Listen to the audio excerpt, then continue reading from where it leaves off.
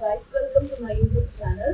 So இப்போ என்ன பார்க்க போறோம்னா Pampers review பார்க்க போறோம். லைக் டைப்பர் நான் என்னோட பேபிக்கு பார்த்தீங்கன்னா வெட்லஸ்ல வந்து இந்த கிடோஸ் டைப்பர் தான் யூஸ் பண்ணிக்கிட்டு இருக்கேன்.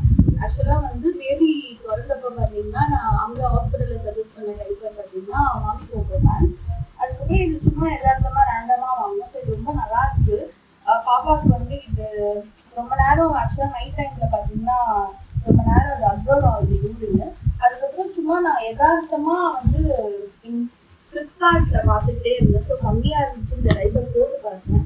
ஆக்சுவலாக இது போட்டு பார்த்துட்டு நான் யூஸ் பண்ணதுக்கப்புறம் தான் தெரியுது உள்ள ஃபுல்லாக காட்டன் இருக்குது. இன்னுமே நல்லா இருக்குது.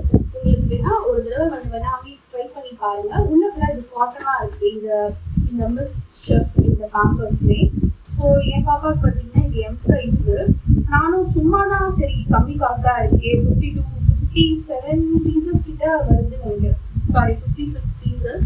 ஸோ இதில் பார்த்தீங்கன்னா 56 பீசஸ் நான் வாங்கின ரேட் பார்த்தீங்கன்னா 400 சம்திங் வாங்கினேன். இது ஒரிஜினல் ப்ரைஸ் பார்த்தீங்கன்னா 899 வருது. ஆனால் நான் வாங்குறது பார்த்தீங்கன்னா அரௌண்ட் 500 தான் வாங்கியிருந்தேன்.